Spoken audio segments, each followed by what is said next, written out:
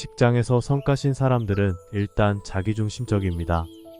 의식적이든 무의식적이든 이들은 자신 때문에 남들이 상처받거나 희생해도 아무렇지 않습니다. 안타깝게도 이러한 특성은 절대 바뀌지 않습니다. 따라서 이런 사람들과 접촉할 때 가장 중요한 점은 그들의 표적이 되지 않도록 당신의 행동을 바꾸는 것입니다. 그들은 어쩌다 눈에 들어온 사람을 표적으로 삼는 게 아닙니다. 자신이 보기에 만만하고 여간에서는 목소리를 높이지 않는 사람, 즉 문제 삼지 않을 만한 사람을 선별합니다. 이 책을 집어든 당신은 혹시 주위 사람들에게 착한 사람이라는 평가를 받지 않나요? 사실 당신과 같은 착한 사람은 성과신 사람에게 최고의 먹잇감입니다. 이 사람은 표적으로 삼아도 괜찮겠는데라는 인상을 주어서 관계가 코착화되면 그 인상을 바꾸는데 상당한 시간과 노력이 필요합니다. 기존에 알고 지내는 사람과 새로운 관계를 맺기는 여간 힘든 일이 아닙니다. 따라서 처음 만났을 때 상대가 어떤 유형인지 신속하게 파악해야 합니다. 어렵게 느껴질 수도 있겠지만 여기서 의외로 중요한 것이 자신의 직감입니다. 이 책을 펼친 당신은 상대의 말과 행동, 감정에 남보다 훨씬 민감한 편이 아닌가요? 그런 당신의 직감이 조금이라도 작동한다면 일단 그 직감을 믿어보세요. 왠지 선을 좀 넘는데? 라고 느껴지는 사람은 일단 조심해야 합니다. 처음부터 타인의 개인적인 공간에 서슴없이 발을 들이는 사람은 점점 강도가 심해질 수 있습니다. 왠지 모르게 느낌이 불편하다면 처음부터 너무 친하게 지내지 않도록 조절하세요. 물론 선입견을 가지고 사람을 판단하는 것은 좋지 않다고 생각할 수도 있지만 그렇다고 차갑게 대하라는 말이 아닙니다. 상대에 대한 존중과 예의는 잊지 말아야 합니다. 하지만 처음부터 상대를 100% 믿고 불필요하게 자신을 드러낼 필요 없다는 뜻입니다. 처음 만났거나 만난 지 얼마 안 된 사이인데 분위기를 띄우고자 묻지도 않은 자신의 실수나 사생활을 이야기하지는 않나요? 상대를 편하게 해주려는 배려심에서 자신을 노출하는 것이겠지만 성과신 사람 앞에서는 약점을 드러내는 행위이기도 합니다. 그들이 당신을 이용할 여지를 주는 것이죠. 성과신 사람들은 타인의 두려움과 의무감, 죄책감을 기가 막히게 자극합니다. 의식적이든 무의식적이든 그들은 사람들을 이용해서 자신의 요구를 관철하는데 탁월합니다. 이런 위험한 사람에게 굳이 스스로 다가갈 필요는 없겠죠. 정말 믿을 수 있는 사람이라는 판단이 선 다음에 자신을 드러내도 늦지 않습니다. 또한 상사나 고객이라고 해서 필요 이상으로 자신을 낮추는 것도 좋은 대처법이 아닙니다. 그 사람이 자신을 싫어하게 되거나 사업상 협상에 실패할까봐 무리한 요구를 들어준다면 당신은 일 잘하는 사람이 아니라 만만한 사람으로 여겨져 점점 더 이용당하게 됩니다. 부하 직원들도 예외가 아닙니다. 좋은 상사로 인정받고 싶은 마음에 본래 따끔하게 가르쳐야 할 일을 놓치면 부하 직원들은 당신을 얕잡아 볼 겁니다. 인간이 인간을 존중하는 자세는 비즈니스의 기본입니다. 물론 예의는 지켜야 하지만 틈을 보이면 상대를 이용하려는 사람들의 비위를 맞출 필요는 없습니다. 자신의 직감을 믿으라는 말에 거부감이 드는 분들을 위해 언어가 아닌 다른 요소로 성과신 사람의 신호를 감지하는 법을 알려드립니다. 그것은 품위가 있는가를 살피는 것입니다.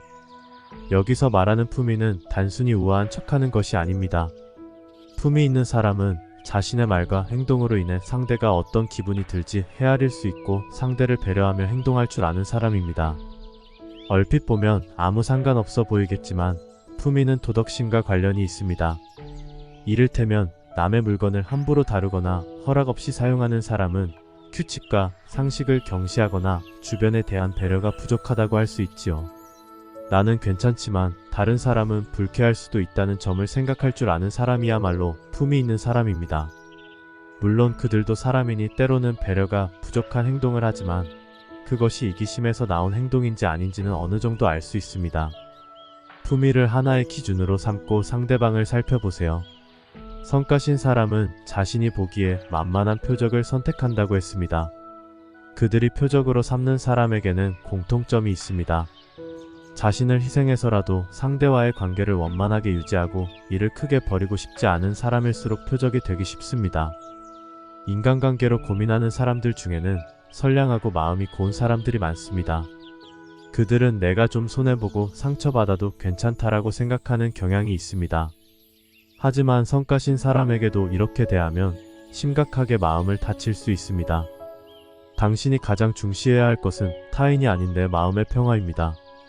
비즈니스를 할 때 가장 우선시되는 것은 바로 업무 능력입니다.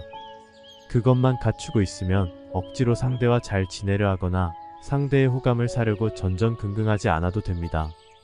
무심코 자신의 기분보다 상대와의 관계를 중요시하는 사람도 있겠지요. 그들에게는 어떤 인간도 모든 사람에게 사랑받을 수는 없다고 말해주고 싶습니다. 가령 100명이 있다면 100명 모두 당신을 싫어하기는 어렵지 않을까요? 100명 중 단 한 명이 당신을 싫어해도 99명은 싫어하지 않을 수 있습니다.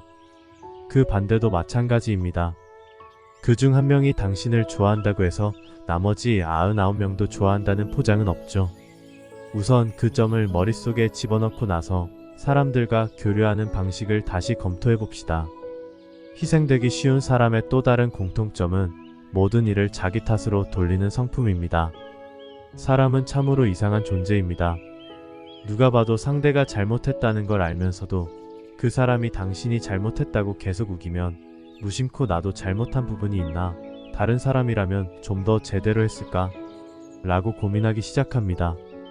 그래서 동료에게 의논하면 저 사람은 원래 그런 사람이니까 신경 쓸 것 없어요 라고 당신을 감싸줄 수도 있지만 좀 유별나긴 하지만 그렇게 나쁜 사람은 아니에요 라고 상대를 편드는 일도 있을 겁니다. 하지만 여기서 중요한 것은 주위에서 어떻게 말하느냐가 아닙니다.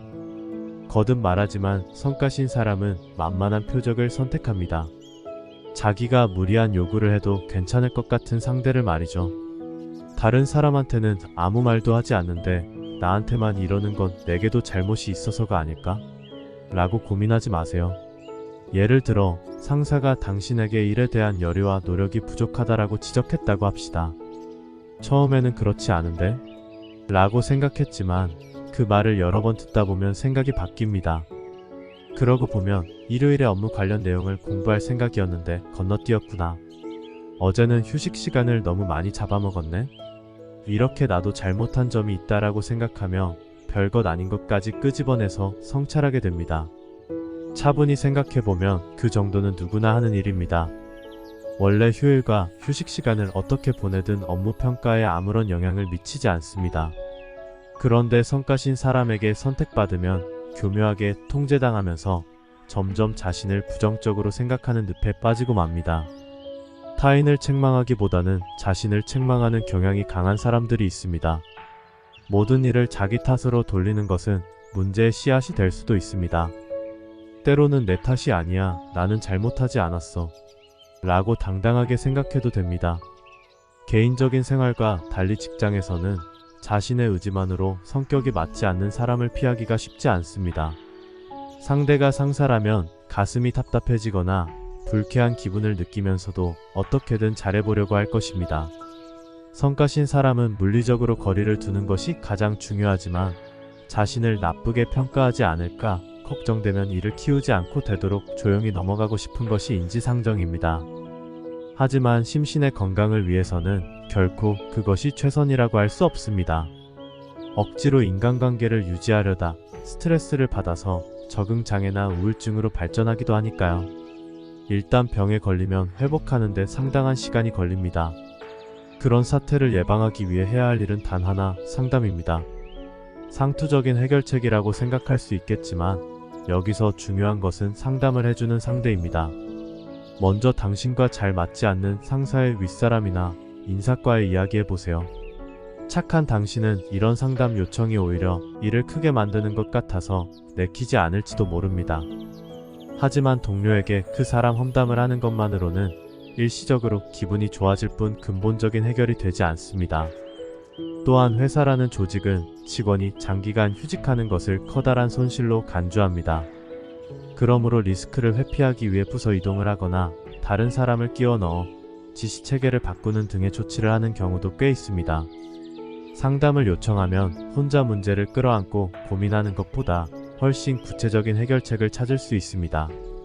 회사에 산업이가 있다면 도움을 청하는 것도 좋은 방법입니다. 실천하기 어려운 방법이라는 생각이 들지도 모릅니다. 하지만 산업이는 당신의 상황이나 고민을 제3자의 관점에서 회사에 전달할 수 있습니다. 또한 산업의의 의견은 회사에 받아들여지기 쉽다는 이점도 있습니다. 원칙적으로 횟수 제한은 있겠지만 산업의가 제안해서 부서 이동을 신청할 수도 있습니다. 아무것도 하지 않고 가만히 있으면 누구도 당신의 상황을 알아차리지 못합니다. 스트레스를 받아서 몸과 정신이 나빠지기 전에 신호를 보낸다는 생각으로 상담을 요청해 보세요. 성가신 사람이 눈앞에 있을 때 다음과 같이 행동하면 자신감이 없어 보이고 만만한 먹잇감으로 인식됩니다. 다음 중 자신에게 해당하는 항목이 있는지 확인해 봅시다. 긴장된 모습으로 흠칫거린다. 상대를 두려워한다. 상대의 비위를 맞춘다. 아무 말도 하지 않는다. 지나치게 겸손하다. 상대가 불편해하거나 의식적으로 잘 지내려고 노력하면 아무래도 위와 같은 모습을 보이기 쉽습니다. 하지만 이런 태도는 상대의 공격 본능을 자극합니다. 곧바로 태도를 개선하기는 어렵겠지만 상대의 비위를 맞추지 말고 정신적으로 여유 있는 것처럼 보이려고 노력해 봅시다. 물론 마음대로 되지 않겠죠. 여기서 중요한 것은 여유 있는 것처럼 보이는 것입니다. 근본적인 성격까지 바꿀 필요는 없습니다. 첫째, 천천히 낮은 목소리로 말한다. 사람은 외모가 90%라는 말이 있습니다. 여기서 외모에는 목소리도 포함됩니다. 인상의 40%는 목소리로 결정된다는 말이 있을 정도로 목소리는 사람의 이미지를 크게 좌우합니다. 목소리 톤이 높은 사람은 밝고 젊은 인상을 주지만 믿음직하거나 강인하다는 느낌을 주기는 어렵습니다. 또 말하는 속도가 빠르면 아무래도 차분하지 않다는 인상을 줍니다. 반면 천천히 낮은 목소리로 이야기하면 침착한 인상을 줄 뿐 아니라 어떨 때는 사람이 쉽게 다가가기 어려운 위험을 줄 수도 있습니다. 둘째, 대답을 너무 빨리 하지 않는다. 우리는 대화할 때 보통 상대의 기분에 맞추기 위해 빨리 대답하려고 합니다. 하지만 성가신 사람과 얘기할 때는 대답을 너무 빨리 하지 않는 것이 요령입니다. 상대의 이야기가 끝나면 2초 정도 틈을 뒀다가 말해보세요. 상대가 불편해할 정도가 딱 좋습니다. 당신이 직접적으로 거리를 두기 힘든 사람과 가까워지지 않는 단 하나의 방법입니다. 가까이 하기 어려운 사람이네. 친해지기 힘들겠어 라고 생각하는 것이 좋습니다. 처음에는 껄끄럽고 어색하겠지만 점차 대화 자체가 줄어들기 때문에 죄책감과 스트레스도 점점 느끼지 않을 것입니다. 셋째, 바른 자세를 취한다. 사무직에 종사하면 책상 앞에 앉아서 오래 일하기 때문에 등이 구부정해집니다. 그런데 이 자세는 특히 자신감이 없어 보입니다. 등을 쭉 펴고 어깨를 뒤로 젖히고 가슴을 펴보세요. 이것만 해도 자신감이 넘치는 사람으로 보일 거예요. 또 바른 자세를 유지하고 있으면 자연스럽게 긍정적인 생각을 하게 됩니다. 바른 자세는 상대에게 긍정적인 인상을 줄 뿐 아니라 자신에게도 좋은 영향을 미치니 일석이조인 셈이죠. 넷째, 상대의 눈을 보면서 말한다. 성가신 사람과 눈을 맞추면서 말하기는 어렵고 거북할 수 있습니다. 하지만 대화 중에 시선을 피하면 내 얘기 듣고 있어? 라고 트집 잡히거나 자신 없어 보이는 인상을 줍니다. 그렇다고 해서 눈을 똑바로 뜨고 뚫어져라 쳐다보면 너무 부정적으로 생각할 수도 있으니 10초에 한 번 정도는 시선을 다른 곳에 두는 것이 좋습니다. 상대의 눈을 쳐다보기가 너무 힘들다면 그 사람의 미간을 보는 것은 어떨까요? 처음에는 힘들겠지만 조금씩 행동을 바꿔봅시다. 당신 주변에는 무슨 일이든 절대 큰 소리를 내지 않고 그저 잠자코 있는 사람이 없나요? 성가신 사람들은 이런 사람들을 표적으로 삼습니다. 대화할 때는 반드시 한 번은 어떤 내용이든 발언하도록 노력해보세요. 대화 중간에 입을 여는 것이 힘들다면 대화가 끝날 무렵에 그럼 마지막으로 확인해 보겠습니다. 오늘 결정한 것은 관계부서와 공유해도 되겠습니까? 라고 확인하거나 대화가 끝난 뒤 개인적으로 질문해도 됩니다. 여러 사람들 앞에서 발언하기가 힘든 사람이나 회의에서 의견을 말하거나 질문하는 것을 좋게 여기지 않는 조직은 1대1로 말해도 됩니다. 그 사람 앞에 서면 위축되어 도저히 입이 떨어지지 않는다면 좀 더 편한 동료에게 말하는 것부터 시도해보세요. 그렇게만 해도 당신의 인상이 달라질 것입니다. 곤란할 때 제 목소리를 낼 수 있는 것과 평소에 발언하는 것은 전혀 상관없다고 여겨질 수 있겠지만 여기서 중요한 것은 무슨 일이든 잠자코 있다라는 인상을 주지 않는 것입니다. 성가신 상사를 대하는 방법은 알겠는데 실제로 이렇게 행동하면 신뢰관계가 무너지지 않을까요? 라는 불안감이 들 것입니다. 애초에 신뢰받겠다고 생각하는 것 자체가 잘못된 대응 방법 중 하나입니다. 신뢰관계는 우선 내가 상대를 신뢰하는 것에서 시작됩니다. 아무리 신뢰관계가 중요하다고 해도 성가신 상사를 억지로 신뢰하는 것은 상당히 고통스러운 일입니다. 설령 상사의 신뢰를 얻더라도 주변 사람들이 당신을 상사와 똑같은 사람이라고 인식한다면 다른 동료들과 어울리지 못하고 고립될 수도 있습니다. 그러면 어떻게 해야 좋을까요? 성가신 상사가 아닌 다른 사람들의 신뢰를 얻기 위해 행동해야 합니다. 직장 생활에서는 당신과 상사의 관계만 있는 것이 아닙니다. 당신이 신뢰를 얻어야 할 대상은 당신이 어려울 때 편이 되어줄 주위 사람들입니다. 당신의 직장에도 신뢰받는 사람들이 있습니다. 주변에 신뢰를 얻는 사람은 주로 남들이 싫어하는 일을 솔선수범하는 사람들입니다. 의료진 중에도 능력은 최고 수준이지만 간호사들의 신뢰를 전혀 받지 못하는 의사가 많습니다. 실력이 있고 눈부신 성과를 거뒀다면 상사의 기대와 신뢰를 얻을 수 있겠지만 그것만으로는 현장에서 자신을 도와줄 부하 직원과 동료들의 신뢰를 얻을 수 없습니다. 누구에게나 신뢰받는 의사는 평소 번거로운 일을 맡고 있거나 자신을 도와주는 사람들을 소중히 여깁니다. 물론 전문직의 필수 조건은 탄탄한 실력입니다. 하지만 인간으로서 신뢰받고 저 사람을 지원해주고 협조하고 싶다라는 생각이 들 정도가 되려면 배려가 필수입니다. 이에 타산적으로 들릴지도 모르지만 누구에게나 정중하게 대하는 것, 무슨 일이든 가리지 않고 맞는 것을 지극히 당연한 일이라고 생각하는 당신은 특별히 의식하지 않더라도 이미 다른 사람들의 신뢰를 얻고 있을 겁니다. 그러니 성가신 상사에게 흔들리지 않고 주변 사람들과 신뢰관계를 계속 지켜나가세요. 또 하나 기억해야 할 것은 조직에서는 자신의 잣대로 판단하는 동시에 상대방의 관점에서 생각할 수 있어야 한다는 것입니다. 상대의 생각을 모두 받아들이면 휘둘리겠지만 그렇다고 자신의 잣대만 갖고 판단하면 당신이 주위 사람들을 휘두를 수 있습니다. 우리는 여러 가지 요구를 받지만 그것을 전부 따를 수는 없습니다. 그러니 먼저 상대의 입장에서 현재 상황을 살펴봅시다. 그러고 나서 그 사람이 무엇을 가장 힘들어하는지, 그것은 당신이 해야 할 일인지 생각해보세요. 동료들의 푸념 따위는 일보다 우선순위가 낮을 뿐 아니라 당신이 꼭 들어야 할 사항도 아닙니다. 당신의 잣대로 판단해서 지금은 듣고 싶지 않다면 듣지 않아도 됩니다. 갑자기 자신의 잣대로 행동하기가 어렵다면 쉬는 시간에 자신의 행동을 바꾸는 것부터 시작해보세요.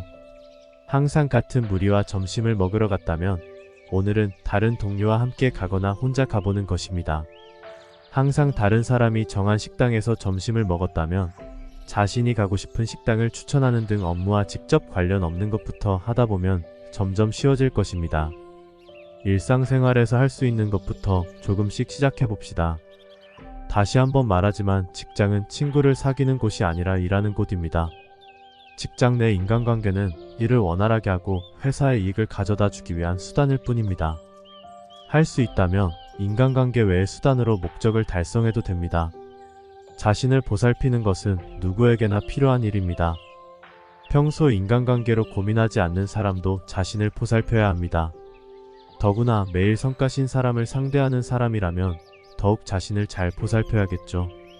자신을 보살피자라고 하면 온천에 가거나 마사지를 받거나 유명한 맛집을 찾아가서 맛있는 음식을 먹고 여행을 가는 상상을 할 것입니다.